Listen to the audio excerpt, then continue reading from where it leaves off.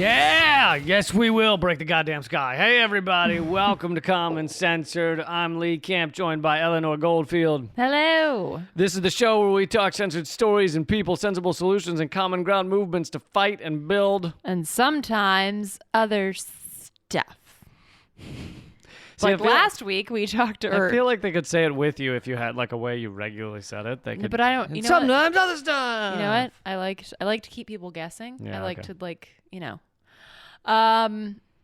So last week that So other. what happened last week? So last week I was sitting here all Would you let me alone. talk? Thank you. So last week, Lee has now gone to sit under the table like a dog that's been scorned.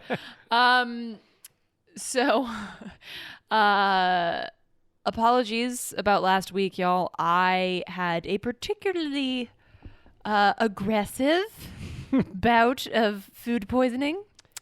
Gastrointestinal, let's say Distress. roller coaster. Yeah, I don't recommend the salad. And yeah, even though my stomach is typically made out of fucking military grade steel, but those little shreds of lettuce downed me. The salad got you. It's pretty remarkable. It made me think of books that I like, some science books and articles that I've read about like how humans have this perspective that we're like at the top of the food chain and we're the strongest and the most like we can withstand anything, and then we get just felled by lettuce.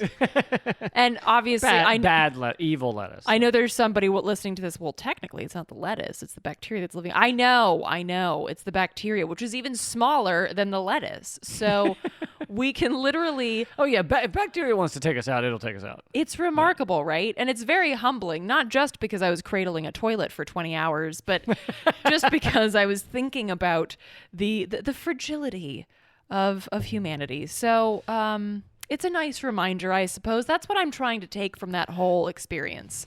Also, that you can walk around in not much else but a towel for 3 days, and that's okay. You know what? Look, I'm not apologizing. Because no one's certain that the pants would have come off soon enough should the moment You arise. need easy access to both ends. That's all I'm saying. Yeah, and I think a lot of people don't realize that when you deal with food poisoning like that, it may be over after 12 hours, but there's a good 2-3 day hangover. Oh my God. And especially for someone like me who loves food, the fact that I wasn't interested in food for like a solid 3 days is remarkable. Because I at breakfast, I think about lunch. At lunch, I think about dinner. In between, I think about snacks. So the fact that I was just 100% like, oh God, don't talk about food. It's really remarkable how, yeah. So thank y'all for sticking with us, and welcome back. It was almost as bad as me when I watched that Biden speech. And this is why I don't, because if I'm gonna vomit, and it has to be because at least I ate something tasty. It's not gonna be because I watched some old crotchety warhawk racist rapist piece of shit struggle his way through a fucking sentence. Well said. Well said. So we got a bunch of stories to cover this week. Thank you guys for joining us. Thanks for so many of you being involved in the live stream we did this past Sunday. We've been raising money for those in need. As we've said on previous episodes, if you are in need, and again, unfortunately, we're not talking about 10 grand for your father's surgery. We're talking about if you need, around $100 or a little less to get to the next paycheck, or to get gasoline for your car so you can get to work. If it's that type of thing, then email commoncensored@protonmail.com. We take all the donations from the live stream on Sunday, and we give them back to those in need. And so far, it's been working surprisingly well, where the people that are donating are, it's amounting to enough to supply those who are struggling. So. Yeah, so thanks so much. And if you do email requesting support, please just go ahead and put your PayPal or your Venmo information in the email. It'll save some time. And yeah. So one other note before we get to the first story, because we switched to a new platform, Liberapay, I perhaps didn't look into it enough. Don't worry, the platform's going great.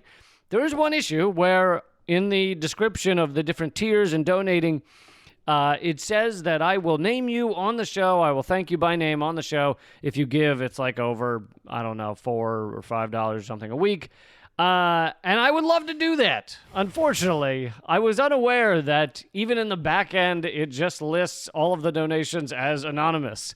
So I don't actually know who's been donating. Thank you, Anonymous, for your donation. Thank you, Anonymous. Yes, Anonymous has been very busy. That group of hackers has been incredible. But so as with the other perks, please just email if you want the PDF of the book, which you deserve for donating, and everything else. Please email commoncensor@protonmail.com to grab your perks. The way to become a member is liberapay.com/Lee Camp to help support the show. All right, enough of that. Let's move on. Let's talk about how delicious, speaking of your stomach, how delicious our water is.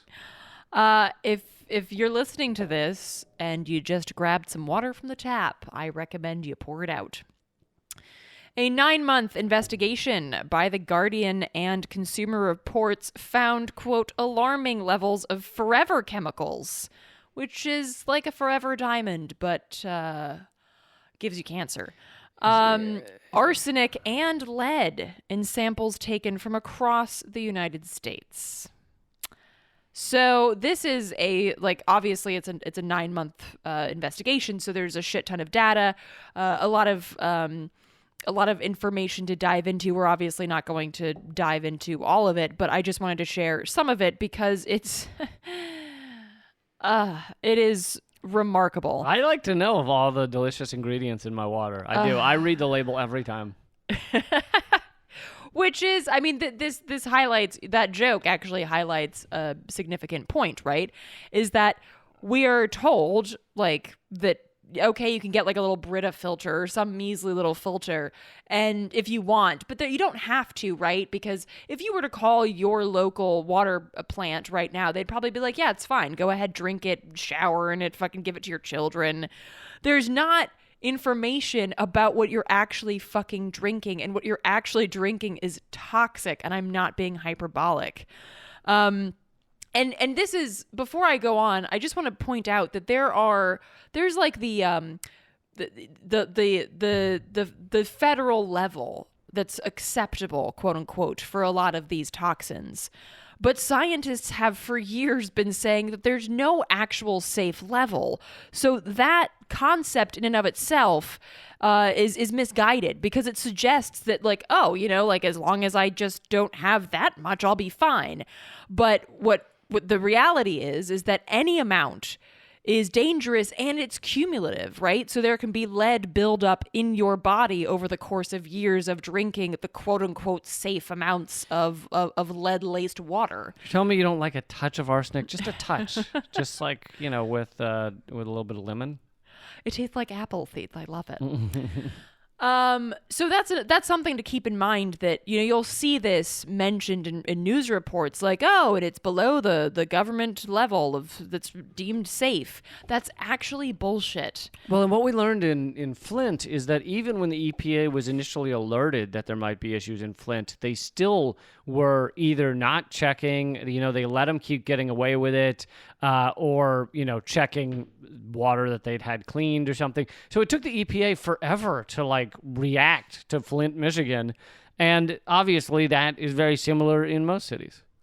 Yeah. So just because there's a regulation doesn't mean they're abiding by it. Well, right. And this is part of, that's another great point, is that oversight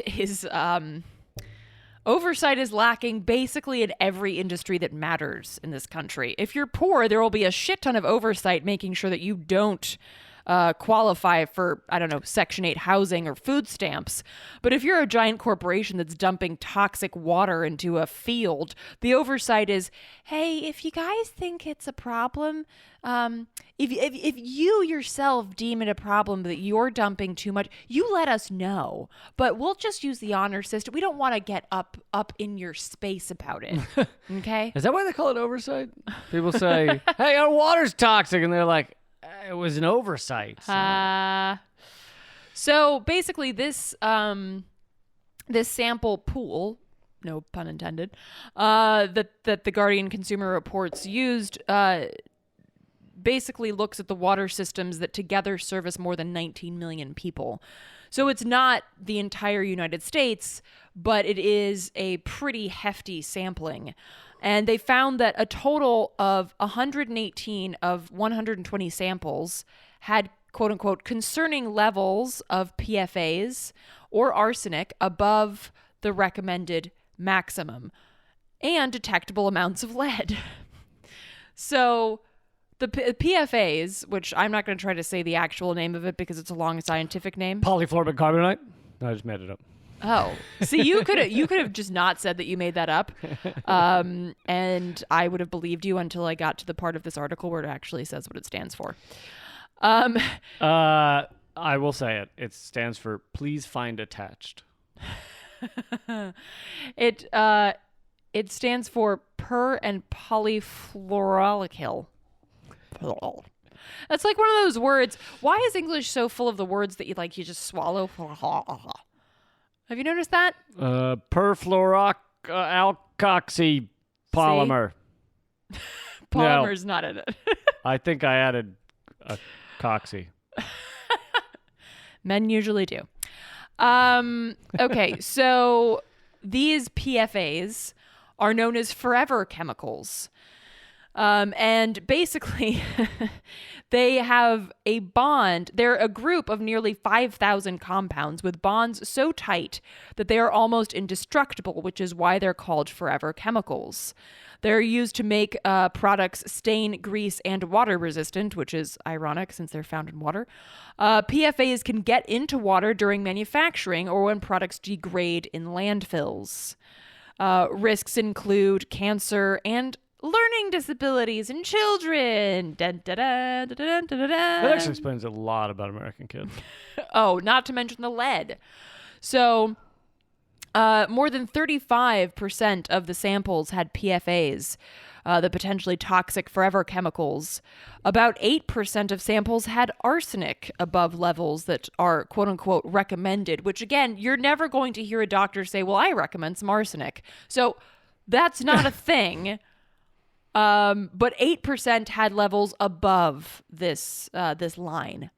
And almost all of them had detectable levels of lead. So basically, of the water samplings of the water that goes to 19 million Americans, almost all of it has lead in it. Can I just add something in here? Please. Over $1 trillion on the F-35. What, it can't turn left? Or no, it breaks down in the rain or something? Oh, it blows up. Yeah, it rains, it blows up. Yeah. I just want to leave that there as you're reading about how many cities in the United States have lead and arsenic in their water. $1 trillion on the F-35. Yeah, no, this is important to point out. Yeah, so this also comes on the heels of a January analysis by the Environmental Working Group, which showed that at least 2,337 communities in 49 states have drinking water known to be contaminated with PFAs.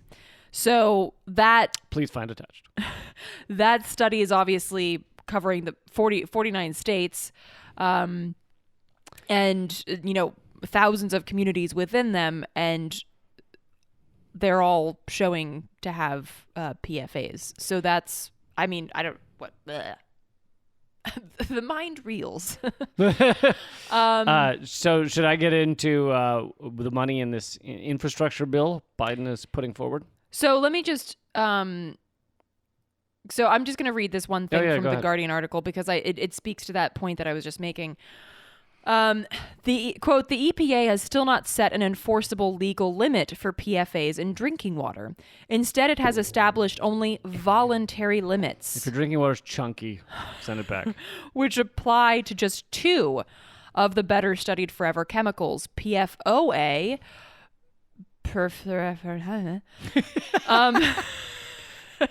at 70. And you speak Swedish. Now, come on. That is not Swedish. At 70 parts per trillion combined.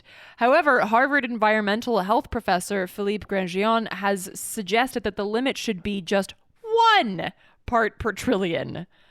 1. So you have this scientist saying it really should just be 1, and then the EPA is like 70. That sounds good to me. Why not?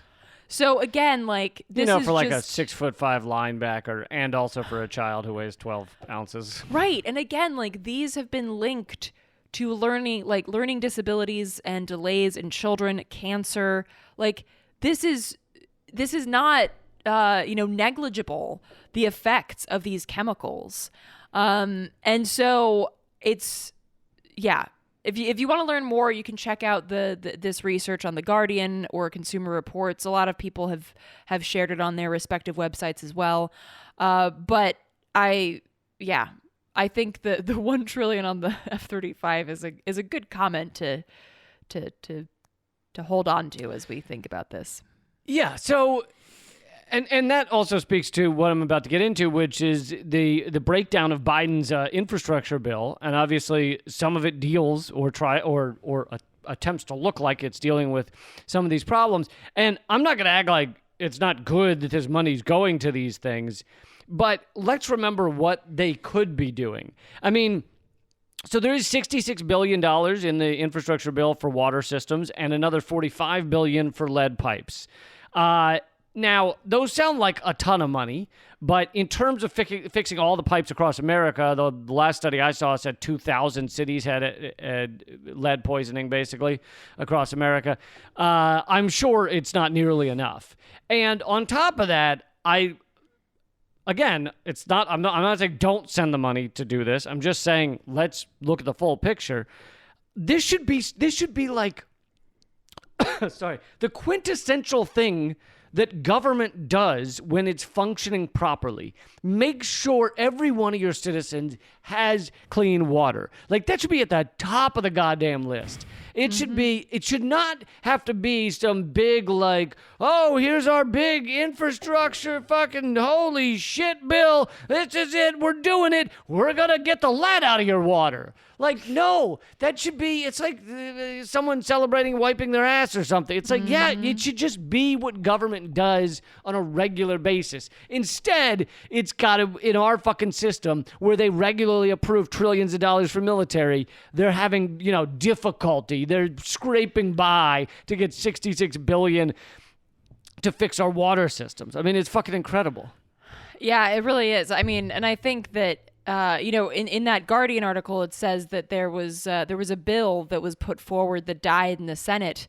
I don't recall if it was last year or. If only that weren't the only thing that died in the Senate. Here it is. Okay, legislation passed last year in the House of Representatives that would have authorized $22.5 billion to replace lead service lines in the U.S., but the bill died in the Senate. And to your point, Lee, that's not even all you need to address the water issue. It's like not even half, if my math is correct. So $22.5 billion, which again sounds like a lot, but it's not. If you our budget. Well, right. And even if you just look at what's passed recently, like in terms of $1.9 trillion quote unquote stimulus bill that again doesn't go far enough. So it's not a matter of ability. They just make up money for the military and oil companies and all this shit all the time. They could easily find the money to address these issues, to address these really what amounts to human rights violations. They could literally print the money. Right. What literally amounts to human rights violations, they could easily fucking find it, but there's no will to do so. And so, something that there are ways to filter out some of this shit out of the water, but like, first of all, Brita sure as shit ain't gonna cut it. And second of all, this is not a solution because not like most people that I know don't have the ability to spend hundreds of dollars on a fucking water filtration system that will get the bulk of this out of their fucking water. That is not sustainable. That's why, like, I believe it was the explorers on Columbus's ship and others, I only drink beer. Only alcohol. Well, interestingly enough, this is like a history nerd moment. Beer, like watered down beer, used to be what they would drink because the water was known to be so incredibly dirty. That's why I said that. No, I know, but I'm letting people know that that's not just a joke. That's legit. Oh, okay.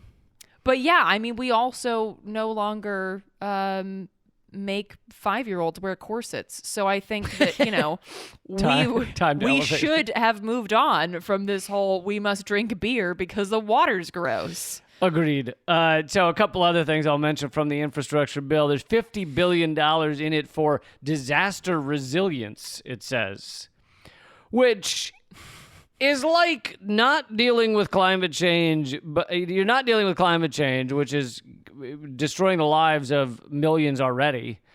But you're going to put $50 billion in to try and help people get by when the hurricane hits. Like, why not realize that capitalism is eating our fucking world alive right now rather than just like, hey, as it eats our world alive, let's put some expensive Band-Aids on this thing. Yeah, and there's an article in the in Popular Resistance, which is a great outlet if folks aren't familiar, and it talks about the infrastructure gap, as it's known, which only continues to widen the longer we just sit in here and do fucking nothing about it. And it points out that the cost of what we need but haven't done to modernize our infrastructure has expanded to $5.6 trillion over the last 20 years. Which was a report done by the American Society of Civil Engineers. Some estimates now even run... It's time for them to stop being civil. Let's get angry about this shit. Some estimates now even run as high as $7 trillion. And there is currently a What is that, 5 F-35s? Right. Currently, there is a $1 trillion backlog of yet unapproved deferred maintenance funding floating around Capitol Hill.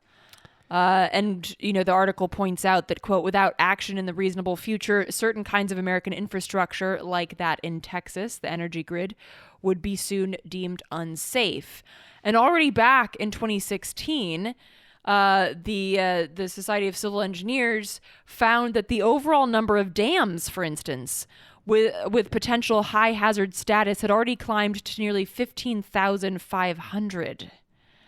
At the time, the organization also discovered that nearly 4 out of every 10 bridges in America were 50 years old or more, and identified 56,000 of them as already structurally deficient.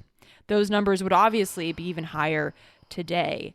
Yeah, because 50 I'm years ago... I'm never going over another bridge in this country. 50 years ago, there was a time, and I don't want to act like everything was fine 50 years ago, but 50 years ago... we would spend money on building up our country to like make our country a good place to live. And now we're done with that. Mm-hmm. It's no longer the ruling elite sociopaths no longer care about making the general country a good place to live or like schools good for children to go to or like, public clean water fountains and shit. They don't care about that anymore. Because we live in a plutonomy where really it only matters how the rich are spending their money, and the rich don't live down on the level of the rest of us. They occasionally use the roads. I'd say, but that's about the entirety of it. But they're taking helicopters most places. They're taking planes most places. They're not using the Amtrak very often, despite what Joe Biden claims. They're not using the buses. They're not using the metros. They're not using the public schools, so they live in a different stratosphere and they don't give a fuck about how the actual society functions. All their water they drink is bottled water. And I mean, honestly, it really has gotten to a point. I mean, that used to be exaggeration, but it's really not exaggeration anymore. Which I just also like to point out that a lot of bottled water is also fucking toxic. So... Well, at least we can celebrate that. So at least they're drinking toxic shit. Like, didn't they find out like several years ago that Poland Spring was just like a lot of plastic? Well, You mean that there was no more Poland Spring? Well, it was a different one that like they basically were just taking tap water and filling up these fucking bottles. Nestle Pure Life. Nestle Pure Life is because look, Nestle owns like half of all bottled water, maybe it's more than that. It's all those brands, Arrowhead, Poland Spring, it's all Nestle, with the exception of a couple that are Pepsi and Coke. But so the reason they introduced Nestle Pure Life, it didn't exist until whatever 5-10 years ago. The reason they introduced it was because they realized, hey, we're getting all this bottled water that we're selling from like natural springs and shit. Or why bother? Why go to that trouble? We can literally purify tap water slightly and call it Nestle Pure Life and sell it for cheaper than going out to a fucking pond. So they started doing that. It's just tap water. Yeah. So... Which reminds me of Lewis Black's bit about like bottled water, and he was like, Poland Spring, I'll tell you what that is. It's a guy in his bathtub in Chicago filling up those bottles. Turns out... Deer Park? I don't want a deer pissing and shitting in my bottled water. And it turns out I would actually prefer a deer pissing in my water than forever chemicals. Because at least piss is sterile. And apparently Poland Spring, the actual Poland Spring, it's in like Maine or something. It dried up in like the 70s or 80s or something. And now it's just like, I don't know, tap water or something. Yeah, so please don't trust bottled water. That's the message of that. But that was not my point. I'm sorry. My point was they don't give a shit about this infrastructure because the rich aren't using it. Like, that's the place we've gotten to. And so, and then a lot of this is the devil is in the details. It's like, they're touting this big infrastructure plan and all the money they're putting into it. And I agree, putting money into infrastructure, a lot better than not putting money into infrastructure. Okay, great. But it's in the details. What does disaster resilience mean? Where will that money go? Will that money just go for Red Cross to dick around? Will that money go to FEMA, which apparently one of the things FEMA does is buy up people's homes that have been destroyed from floods or fires or whatever. So they buy buy it from you for a good price so that you aren't losing crazy amounts of money. But it turned out they were doing that almost exclusively for white areas because those tended in many cities to be the more expensive areas. FEMA wanted to buy up the better properties so that they can resell it and gain money. And so they actually were doing it mainly for those who already had some money. So it's like, what does disaster resilience mean at the end of the day? Right, and this is another finding of the water report is that, well, this won't be surprising to listeners of this podcast, but poor and already marginalized communities such as BIPOC, which means Black, Indigenous, people of color, were more likely to have poisoned water. So, yeah, they're because they're probably largely because they're more likely to live in corporate sacrifice zones, right, where it's just shitty areas corporate of town. sacrifice zones, but also if there ever is a move to address like the shitty pipes or whatever, it's not those people that are going to get that get that infrastructure betterment project.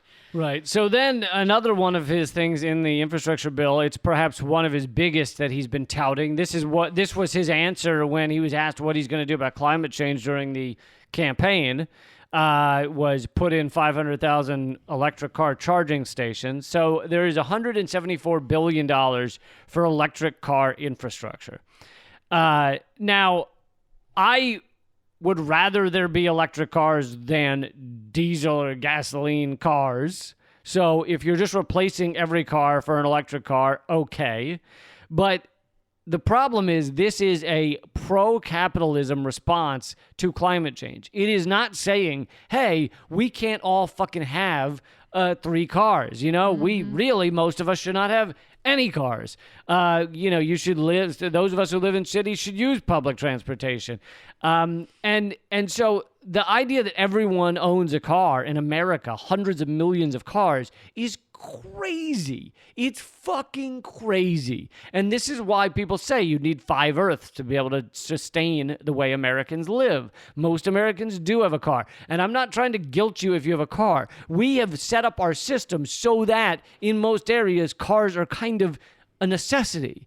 So we need to be talking about a larger shift than let's take all of the things that capitalism has created that are completely unsustainable and let's slightly tinker with them so that they use electricity, which guess what? Where does electric power come from? It comes from a lot of places. It can come from coal, come from fucking natural gas. It can come from yes, you can get some from windmills too, but electricity is not just, it doesn't just come out of the air. I mean, I guess if you latched onto a lightning bolt, but well, unless you use wind power. But the point is that it's a multi-tiered issue. So if you're going to talk about electric cars, we have to talk about, okay, first of all, is there a sustainable way to get batteries, to build batteries without having to mine all this fucking lithium? Because that's not fucking sustainable. Well, we'll coup who we want to coup. Right. That's what Elon Musk said about the coup in Bolivia, which has a very large store of lithium. So that's not sustainable either from a climate perspective or a foreign policy perspective.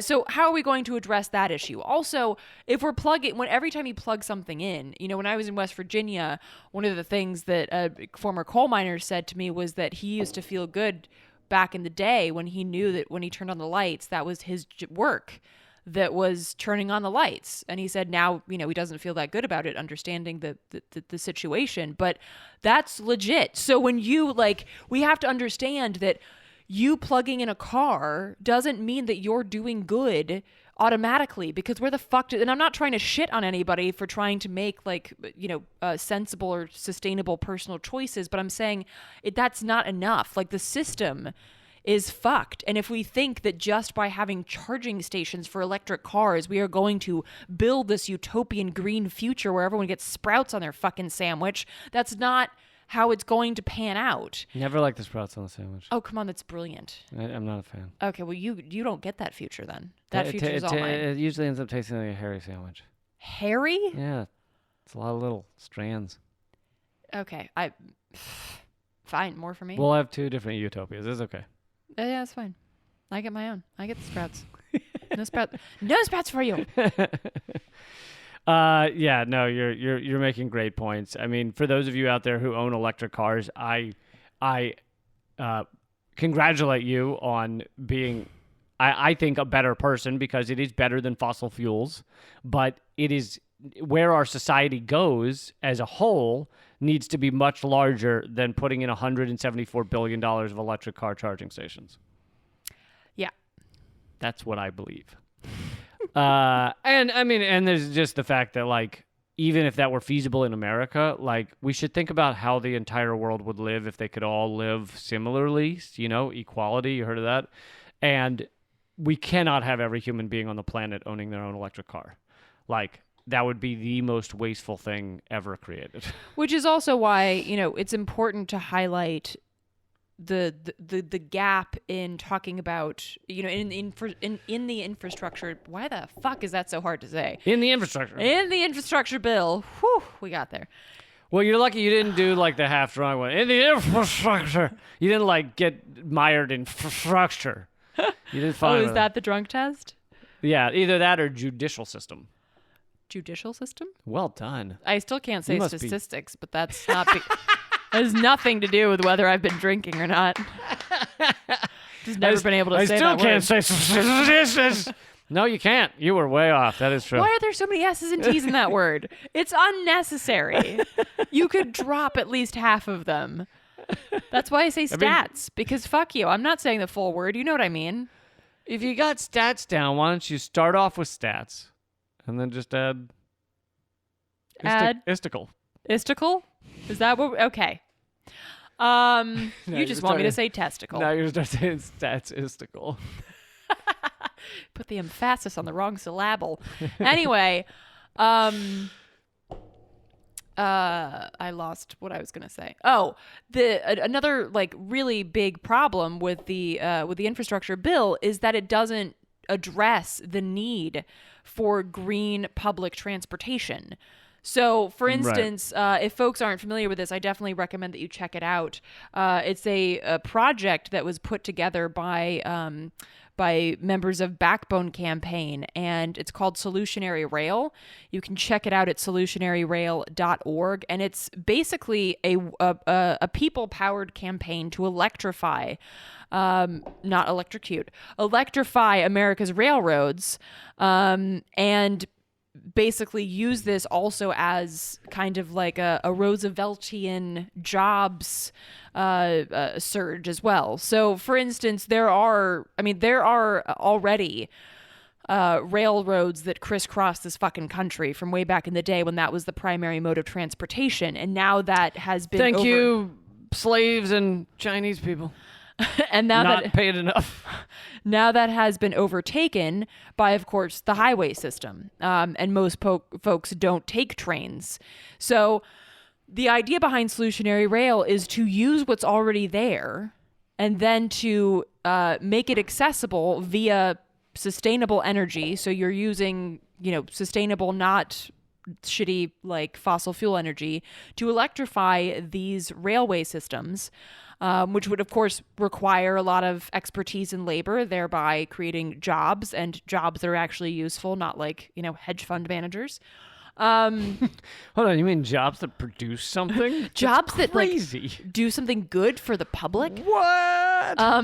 And then you'd also be creating not only a way for people to travel without having access to a car, you'd also be infusing a lot of commerce and tourism to these forgotten places, like the quote unquote in between of a lot of places that used to be vibrant towns and vibrant cities when the railway system was at its height, that have now been totally forgotten and that have fallen in on themselves. You could invigorate them again, and people could create those sort of local economies because they'd have people crisscrossing through them all the time.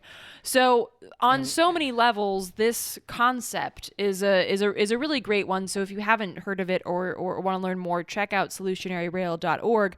But again, that's just one example of something that needs to be highlighted when we're talking about infrastructure. Yes, it's great that, it's great to talk about how we need to address potholes and roads and shit. But why aren't we talking about the need for better rail systems, for better public transportation that is both sustainable and allows people to not have to have a car, whether they want to or not. Just basically the fact that that's not sustainable. Well, and what we're getting to at the heart of this is, and again, I mentioned this, I'd say a solid once every 2 weeks. The Princeton study that shows things only get through Congress or our government if they align with corporate America. Getting rid of most Americans' need for cars does not align with corporate America. However, putting billions of dollars into electric car charging stations does align with corporate America. Putting billions of dollars into other things may still help people. It may be better than what we have now, but it has to align with corporate America, which means as capitalism rules this system, this is what you end up with, a fucking shit show that gives money to corporate America. One other point that last thing I wanted to highlight from the infrastructure bill is $400 billion, according to the New York Times, going to helping older folks get care as well as those with disabilities. Now, as I said with the car charging stations, it's not that I don't think this should happen. I think absolutely put money in to help older folks. But here, the other side of it is you could just fucking increase Social Security and make it secure rather than all of the efforts that Congress has done to try and undermine Social Security, to push the age back, to claim it's bankrupt, all this garbage to gut Social Security when you could just make it much better and then not have to put $400 billion into a fucking infrastructure bill for older folks. Well, right. And I think the other point that's important to highlight is that this is a one-time thing. And having just spoken and hung out with a friend who's multiply disabled today, the one-time shit is just not gonna cut it. People aren't one-time disabled. Like, people have chronic disabilities in this country, and they need stable and dependable aid, not a one-time handout. And by the way, $400 billion for the amount of people with disabilities in this country, again, I can just tell by hearing the number that it doesn't go far enough. Right. And of course, that's not just people with disabilities, it's folks who are older. And I think it's also important to highlight that a lot of younger folks also have disabilities. So I think, again, like not being able to say statistics. Okay, you know what? I think even I fucked it up there. See, that's what you get for trying to mock me. So yeah, this is something that's also been pointed out by people who have commented on the infrastructure bill, and of course the quote unquote stimulus bill, that this one-time bullshit, a one-time check, a one-time whatever the fuck, it's not good enough. It's just not good enough. It's certainly not the best that the Democrats can do. And so when they say shit like, oh, it's just the best we can, fuck you. You control the White House and both houses of Congress somehow. Because people felt that they had no other choice, so they fucking voted you penis wrinkles into office. And yet again, you are going to stand there and say, we just can't right now. Now is not the time. This is not the right moment to do this. And then we're going to have another wave of fascism, bigger and stronger than the last one, because neoliberalism leads to fascism. And so this is it's fucking disgusting, and it's unacceptable, and that has to be made clear. That has to be voiced loudly and resolutely. Damn straight. And amazingly, we've used almost the entire show on the first topic. So that's all right though. Let's move on to the next one. So this is actually, you know what? I'm going to skip the next one and go to the next one. Okay. If that made sense. Yeah, sure. So this is actually a report from back in January, which I know that's so long ago. Do you have any idea what was going on in January? I don't even know where were we? Where do we live?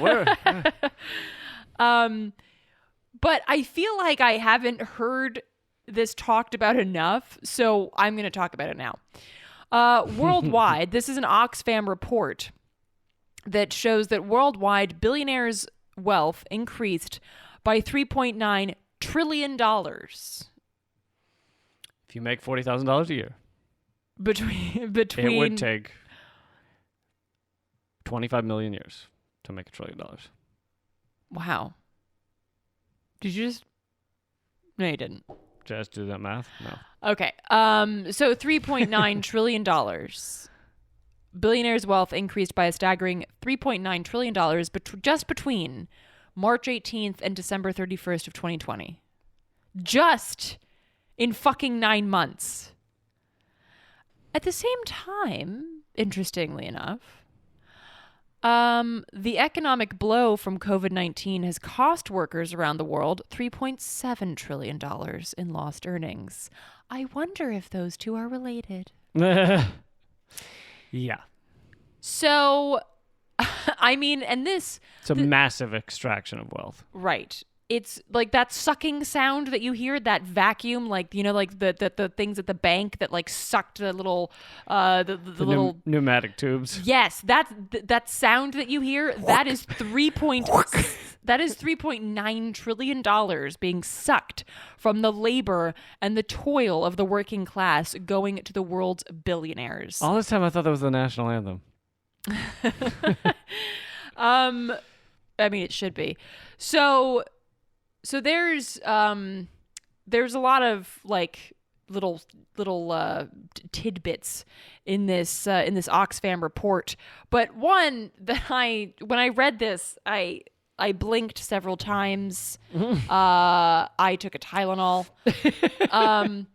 And I hit my shin with a tack hammer just to dull the pain. And it's particularly apt to mention this right now, as we're still waiting to hear what what the word is from Bessemer, Alabama, with regards to the Amazon facility there. So in September of last year, September 2020, Jeff Bezos could have paid every single one of the 876,000 Amazon employees a $105,000 bonus and still be as rich as he was before the pandemic. Meaning all of the money he's gained during the pandemic could pay each worker $100,000.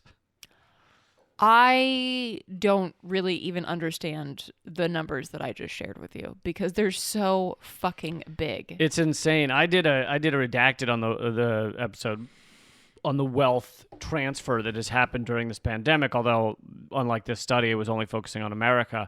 And it is, billionaires, just the billionaires have gained well over $1 trillion during this pandemic. And many of the ones who've gained the most are it's just a handful who've gained most of that trillion. It's the guy who owns dollar stores. It's Jeff Bezos. It's the Walmart family. And they have exponentially increased their wealth. And meanwhile, like you're saying, the average workers, the workers we learned during this pandemic, because they kept telling us, are the essential workers. They're the essential ones. They've actually lost out. They've had money extracted from them, and it's gone to the top, which is how fucking disaster capitalism works. And normally I don't like to add an adjective to act like this isn't just regular capitalism. It is, but I added it this time because this is how capitalism it rewards itself or rewards the rich during a disaster. Disasters are good for capitalism. People being healthy, people being secure and safe and happy and not running out to buy, to fill a void, to deal with fear. Those are bad things for capitalism. Capitalism does not like that, happy, healthy people. Capitalism loves when people are scared, afraid, struggling. Those are good things. Yeah, and along with that, we're not just looking at income inequality here, which of course is horrible and it's obviously gotten worse. Oxfam also points out that the sale of private jets skyrocketed, no pun intended, when the pandemic hit because commercial air travel was suspended. So the workaround, just buy your own jet. Can you imagine, can you just imagine sitting at your fucking table and being like, oh my gosh, we can't take a plane? Let's just buy one. Imagine having that fucking conversation. That's why I don't care about infrastructure. I don't understand. So, and meanwhile, most of the world lives on between $2 and $10 a day, okay? And again, this isn't just about income, which of course is a huge issue, but Oxfam also points out that this pandemic is likely to drive up issues of gender and race inequality in countries, particularly those that have been hit very hard by the pandemic. And this is, that is very much tied to that income inequality, because when everything is tied to the capitalist system, then, everything's tied to the issue of income inequality. And so when you have these tensions and these problems that were teetering on the edge of disaster before the pandemic, they are falling into the disaster abyss in the course of the pandemic, and as some places inch out of the pandemic. But I think another thing that Oxfam points out, as recently we've seen that 0.1% of third world countries, or 0.1% of the population in third world countries, have been vaccinated so far. And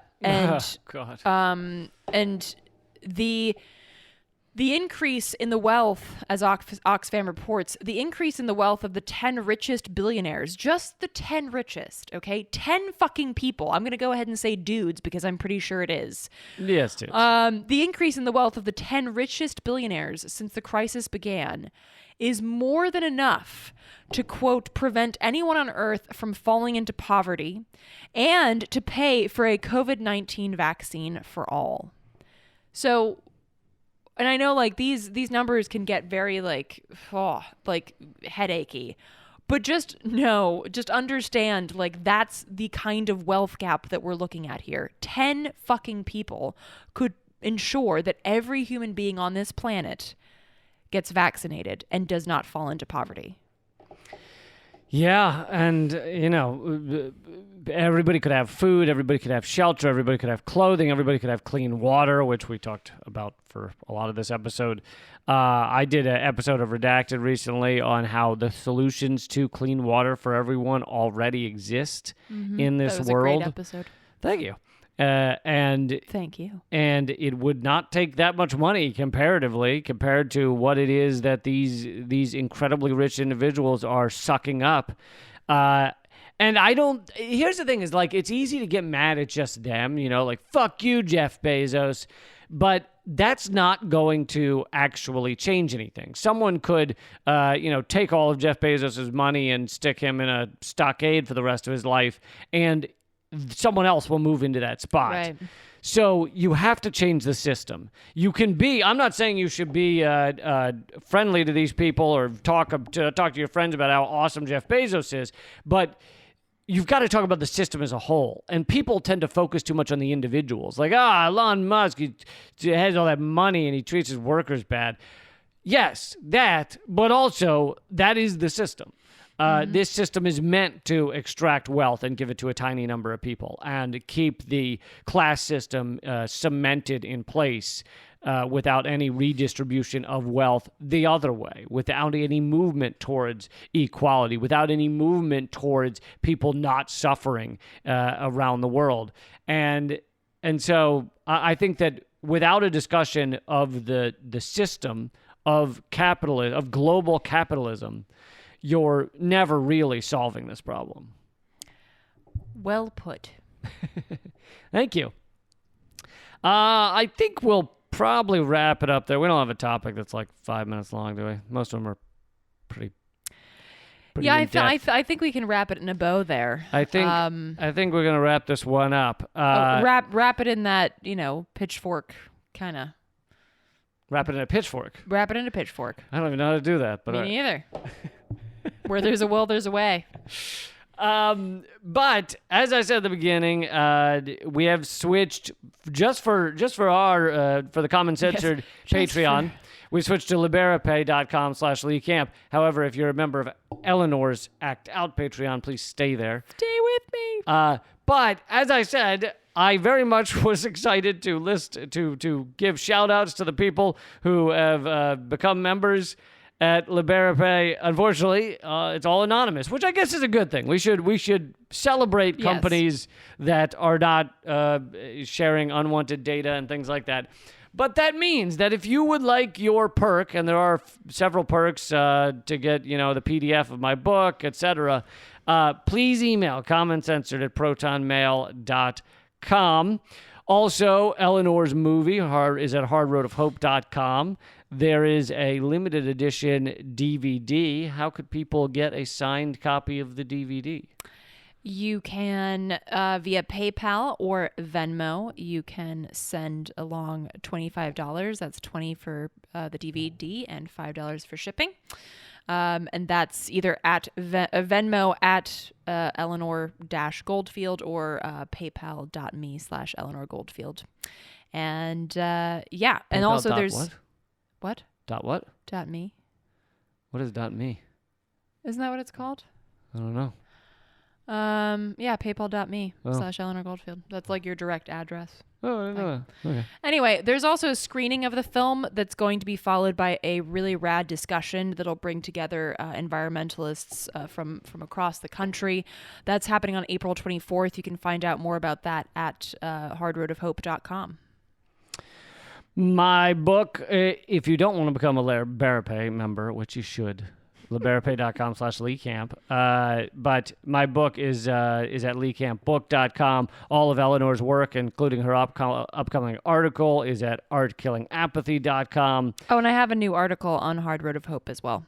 Hardroadofhope.com. It's a blog about 1,100 miners who have gone on strike just down the street from Amazon. So check that out. From the Amazon that is forming a union, or fighting to form a union. Not like from the Amazon River. Well, no, but I there's a lot of Amazon facilities. So. Okay, but I don't want to give it too much away, Lee. Okay. Come on. All right. I'm sorry to all. Spoiler alert. Thank you guys so much. We're about halfway. By the way, if you're wondering, how is the Patreon destroying our Patreon affected the situation? We're about halfway to making the same amount we had at Patreon, which is exciting because it means the podcast can continue and everything else. Thank y'all. Keep it coming. And keep fighting. And act out.